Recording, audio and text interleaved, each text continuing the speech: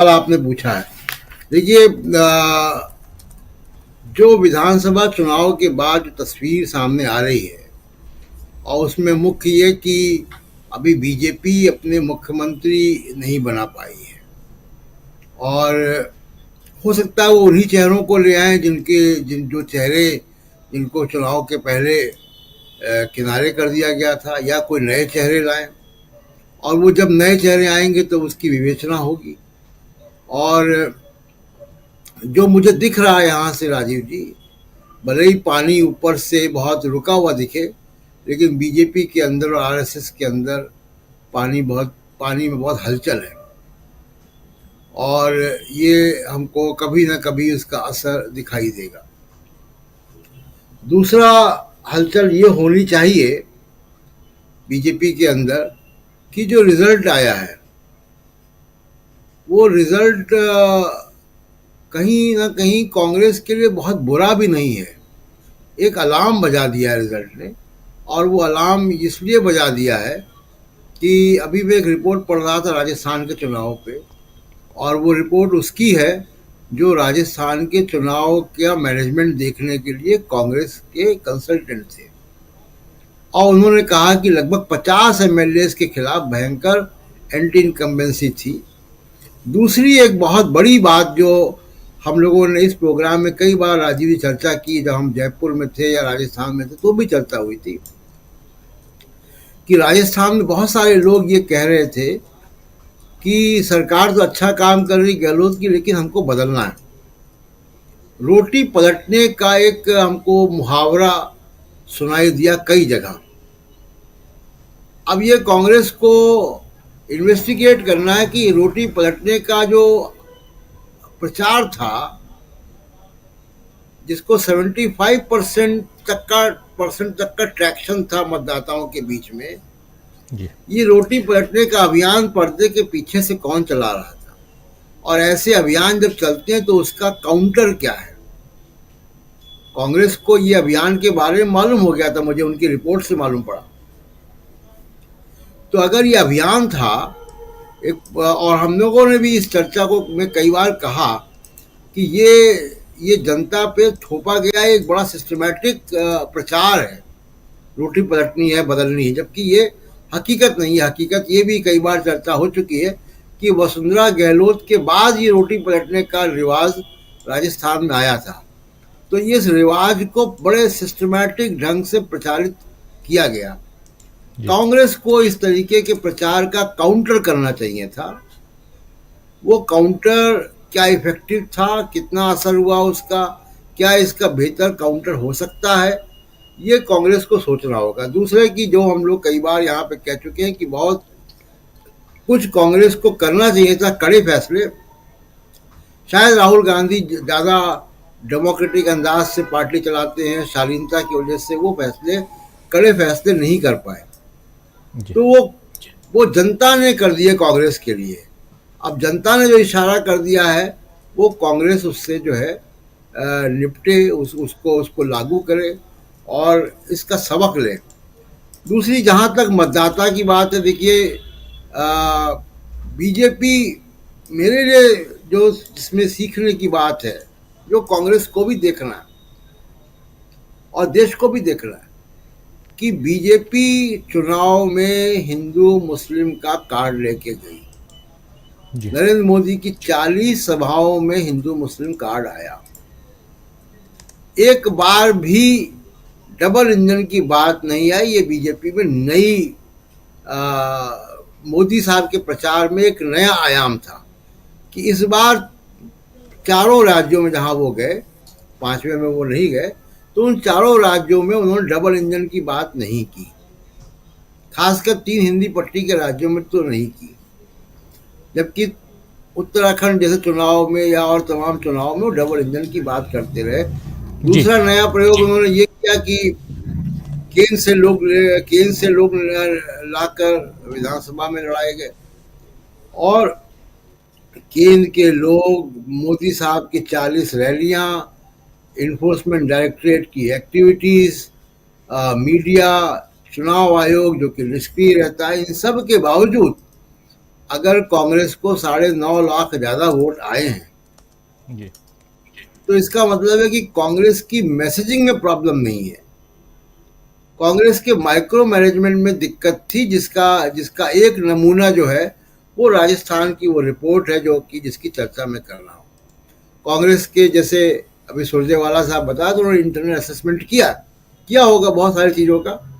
तो जो यहाँ से लर्निंग है वो ये है कि जो हिंदू मुस्लिम या सांप्रदायिक के अलावा जो दूसरे मैसेजेस हैं वो काम कर रहे हैं। जी अब उनको कैसे जो है कन्वर्ट करना है इलेक्टोरल कंस्टिट्यूंसीज में या लोकसभा में, ये कांग्रेस को देखना है।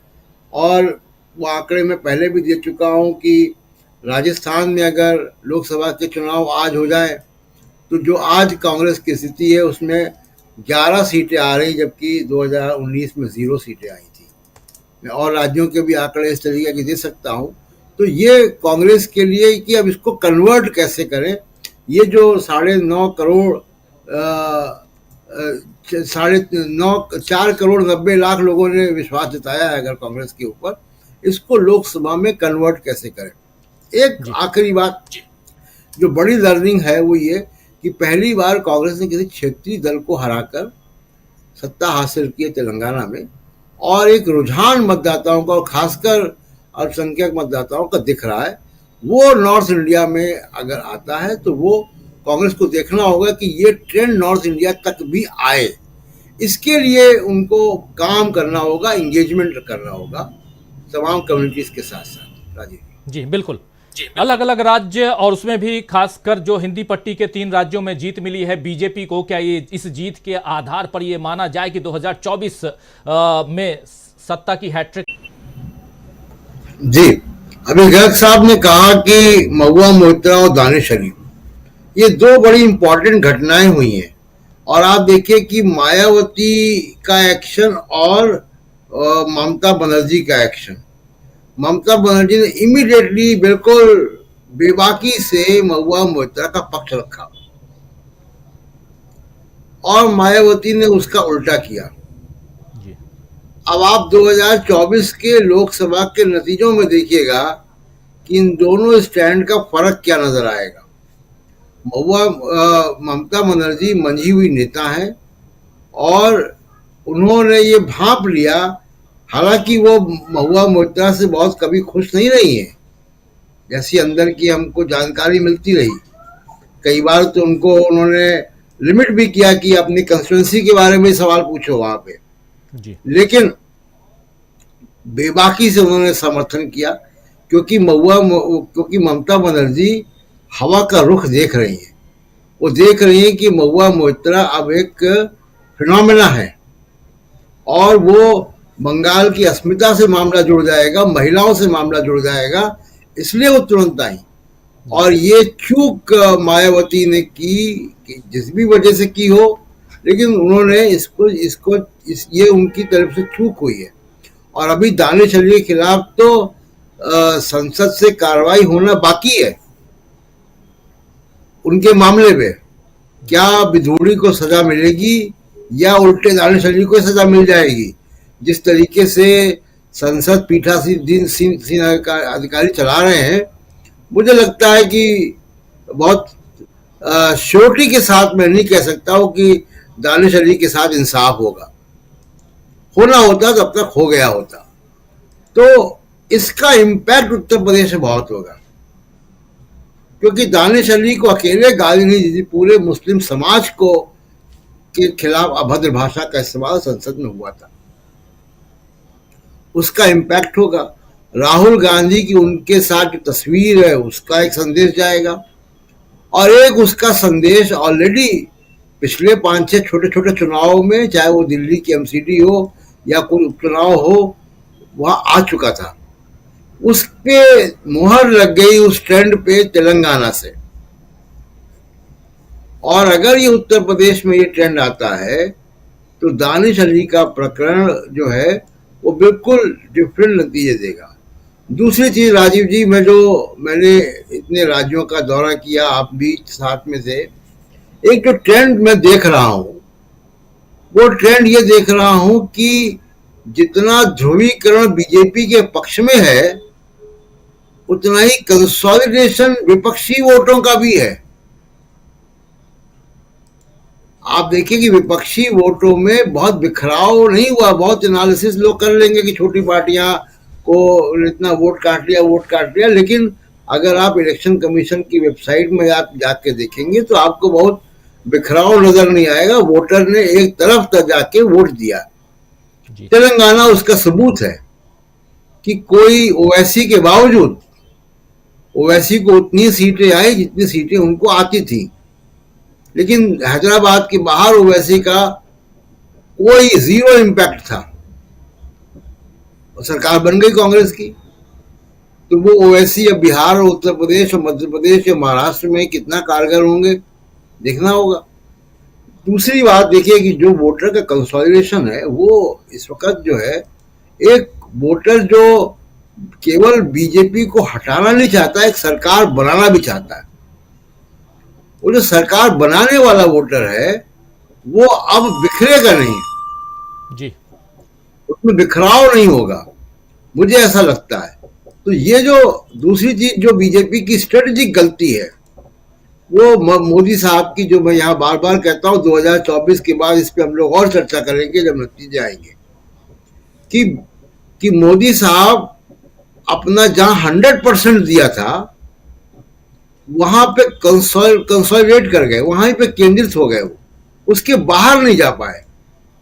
कर्नाटक की भी आप चर्चा कर रहे थे, 25 सीटें कहां आ रही हैं अभी, कौन लाएगा? येदियुरप्पा लाएंगे, कौन लाएगा? 18 सीटें बंगाल में कैसे आएंगी? महुआ मोइत्रा को आपने निकाल दिया, कैसे आएंगी? तमाम सारे इक्वेशंस आपके साथ। अभी शिवसेना नहीं 2019 में थी, नीतीश कुमार नहीं है 2019 में थे, पंजाब में तो आप वैसे भी नहीं थे। तो बहुत सारा जो कंसोलिडेशन है वो बहुत अलग तरीके से होगा और मुझे लगता है कि इंडिया गठबंधन, नॉर्थ इंडिया की जो राजनीति है राजीव जी, वो 2024 में बहुत चौंकाने वाले नतीजे आएंगे जिस तरीके का ट्रेंड अभी दिखाई दिया है। तो और दूसरी बात जो श्रवणकर जी ने कहा और भी मित्रों ने कहा कि मोदी साहब कहाँ कहाँ जाएंगे, क्या वो अपने 10 सर लगा देंगे कि अलग अलग जगह पे दिखाई दे? ये तो संभव नहीं है। वहां पे खड़गे साहब हैं, वहां राहुल गांधी हैं, वहां पे सिद्धारमैया है, साउथ में MK स्टालिन है, DK शिव कुमार है, जो अभी नए चीफ मिनिस्टर बने रेवंत रेड्डी वो है। इस तरीके से आप महाराष्ट्र में जाएं, आप बिहार में जाएं, लालू प्रसाद यादव है, तेजस्वी है, नीतीश कुमार है, तो बंगाल में ममता बनर्जी, हर कोई अपने अपनी जगह पे मास लीडर है। और इसलिए मैं कहता हूं कि इंडिया गठबंधन को अब इंतजार नहीं करना चाहिए बैठकों का, अपने अपने जो मास लीडर्स हैं उनके बड़े पब्लिक इंगेजमेंट के प्रोग्राम शुरू कर देने चाहिए जी। कारपेट बॉम्बिंग अगर होगी नेताओं के भाषणों की, तो उस कारपेट बॉम्बिंग का जवाब अकेले मोदी साहब नहीं दे पाएंगे। और ये जो मीडिया है इसकी अपील केवल हिंदी पट्टी तक है, वो भी अब सीमित हो गई है। हमने देखा है, उत्तर भारत में भी देखा है ट्रैवल करके, कि अब उनकी जो अपील है वो सीमित हो गई है। तो इसलिए मोदी साहब की जो राह है वो थोड़ी मुश्किल होगी, इसलिए बेचैनी बहुत है। और इस मुद्दे पर मैं आपसे आग्रह करूंगा कि जब ये मुख्यमंत्री बना ले राजस्थान, छत्तीसगढ़ और मध्य प्रदेश के, उस पर एक बार फिर हम लोग चर्चा करेंगे कि तब बीजेपी का क्या होगा। जी, जैसा मैं पहले कह रहा था कि ऊपर से रुका हुआ पानी दिख रहा है लेकिन अंदर हलचल बहुत है। जी जी बिल्कुल, अंदर हलचल बहुत है और सही आप कह रहे हैं कि अभी मुख्यमंत्री पद की घोषणा हो जाए, मुख्यमंत्री बन जाए तीनों राज्यों में बीजेपी के, उसके बाद उस पर चर्चा जरूर होगी। हम लोग आपके सामने चर्चा लेकर आएंगे। राहुल लाल